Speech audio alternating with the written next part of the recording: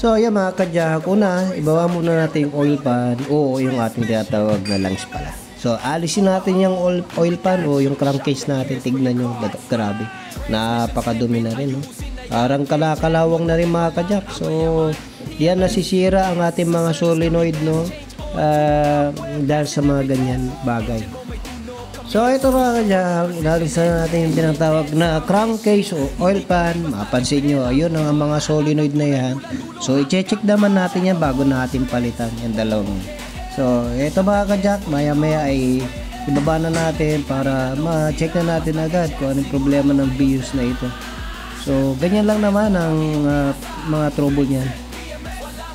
Kaya mga kadyak, nandiyan yung filter niya. So kakalasin din natin yung EPF filter, babara din yan kasi dyan. So ito mga kadyak, nililinis din natin yan. At hindi naman pwedeng hindi palitan yan kasi screen type siya, hindi siya yung parang karton. Okay, so mapansin nyo, grabe yung kanyang putik mga kadyak ko, napakarumi na. So alisin natin. So mga kadyak, ito na, naalisan natin. Ito yung dalawang solenoid na yan, yung lagi malimit na nasisira dyan. So, familiar na tayo dyan. Marami na tayong ginawa. Marami na tayong vlog na ganyan. At saka, medyo familiar din tayo kung alam natin kung sira na yung pasira na. So, i-check natin yan. Kunin natin yung continuity. Kunin natin yung ohms. At malaman natin.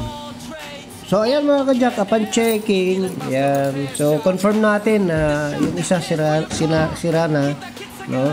Pero yung isa ay pabigay na rin. So mataas na rin yung kanyang reading, yung isa. At itong isa naman ay talagang totally busted na. So yung ginagawa natin, sinasabay na natin yan kasi para okay na. O pansin nyo naman mga kadyak, sunog na siya. Ayan, pansin nyo, sunog na yung kanyang solenoid. So ito yung mga surplus natin mga kadyak. May warranty po tayo dyan, 3 months to 5 months warranty, walang problema sa akin, kasi sigurado ako magandang klase ito at bakal ito, hindi plastic. So ito mga kadyak, upon checking, ito i-check ko muna bago natin salpak syempre para makita rin ng may-ari. So ito mga kadyak, very good to mga to. So ito, sinalpak na natin yung bagong solenoid, o dalawang solenoid na sinalpak natin. Ayan, magandang klase mga kadyak. So mamaya check na natin, okay na. At saka ito mga kadyak, yung throttle body, sinabay na rin namin ng nilinisan. Minsan nagbibigay kami ng extra job, walang bayad na yan.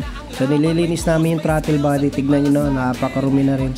So at least nandyan na rin lang. So ginagawa namin yung mga kadyak para sa ganun ayos na ayos din ang takbo at hatak ng ating sasakyan. So mapasin nyo, lumabas yung mga dumi nung kanyang throttle, yan, linis na. Ayan mga kadyak, ito na yung crankcase o oil pan, napakalinis na mga kadyak. Yung mga magnet, so syempre nalis natin, dilinis natin maigi, napakalinis na. Tsaka yung filter, ayan yung mga magnet yan, ayun. So napakalinis na yan.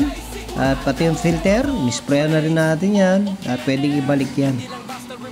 Okay, umaandar na mga kadyak, start na tayo. At okay na, nalinis na rin yung makina. And then i-road test na rin ni sir, tapos hingin natin na review kung ano yung masasabi ni sir sa Jack Forces AutoCare, the shop that cares for your car. So, road test na po si sir para malaban niya kung okay din sa kanya. Sa service kami best, change oil, tune up, we're passing every test. Engine mo may tunog, kami ang solusyon. Jack of all trades, sa magkakaniwalaan. Pinalitan yung solenoid, dalawang pyesa, okay na okay. Yung service na lang, pero na light, sa parito sa garage, sana masira yung sasakyan, baka hindi ko na inuwi, baka kasi pumirik sila. Jack of all trades, okay. Salamat sir. Ito nyo naman yung review natin kay sir at tinest-drive niya yung sasakyan niya. So, salamat siya. Hindi man ako nakasama, yung mga tao natin yan, nag-voice over na lang ako para may pakita natin na okay na yung sasakyan na ginawa na ng mga kasama natin. Diyan po sa lugar nila sir at nag-home service po tayo. Medyo malaking bagay na dahil lagi natin ginagawa na yan, kaya pamilyar na tayo sa mga BIOS na yan. At may mga piyesa po tayo niyan pagka solid mga ka-jack, no?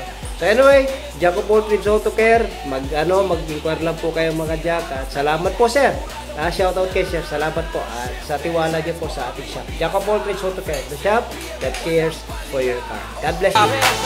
The shop that cares for your car. Kita kits sa garage.